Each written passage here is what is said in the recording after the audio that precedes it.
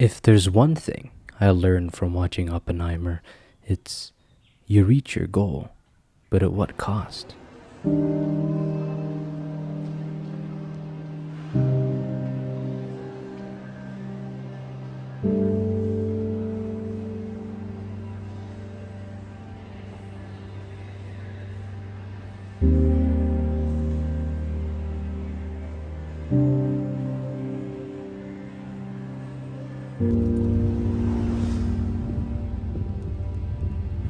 After watching the film, I felt a sense of remorse and dread, not just for the victims, the just and unjust citizens of Hiroshima and Nagasaki, but also for Oppenheimer as well.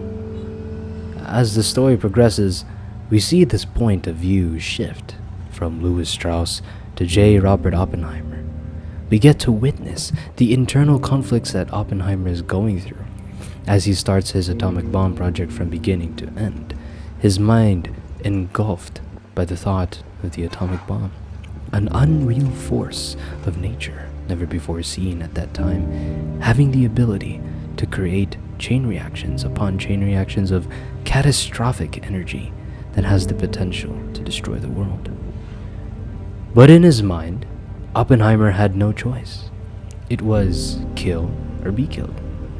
Such a mindset would only be natural in times of war, especially for World War II, the most brutal war in human history. But also, in Oppenheimer's mind, lingered the immense guilt. He knows that he has no choice but to carry that with him as well. Imagining the screams, the cries, the pain and agony that the Japanese victims have dealt with.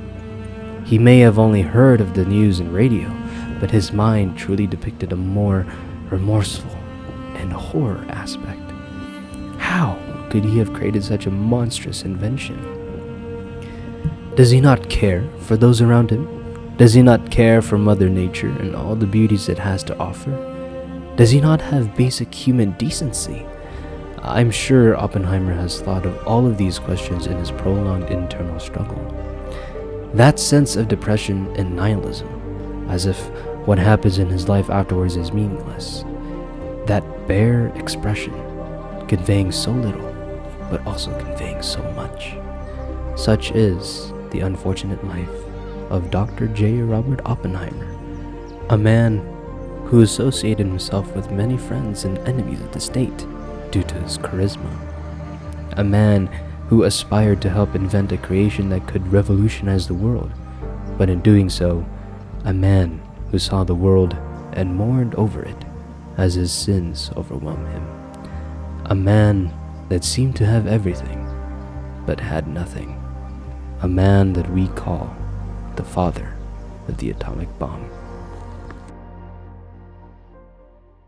However, this movie doesn't just convey depression and remorse over a deadly creation, but also conveys creative minds and the desire to care for nature and the world from such weapons of mass destruction.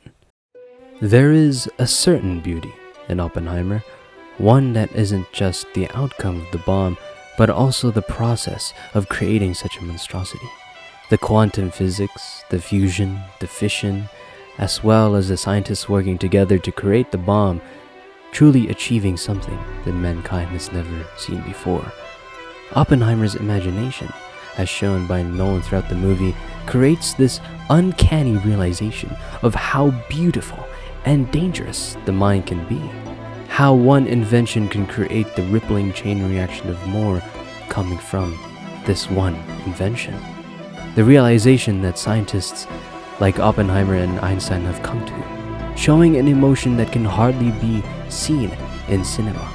The audience empathizing with the brightest men who only want good in the world, but seeing their creations used for the most immorally wicked ways of man. That's why whenever I look at these trees, whenever I feel the breezy wind grazing my body, giving off this satisfying goosebumps, whenever I look out at the sunset, the beautiful horizon presented by Mother Nature, I feel a longing of stewardship and a sense of fear, as such things may not last forever due to the destructive nature of man. So we must work together to care for this planet, We must take care of what we already have and conserve it, rather than destroying each other with cataclysmic creations.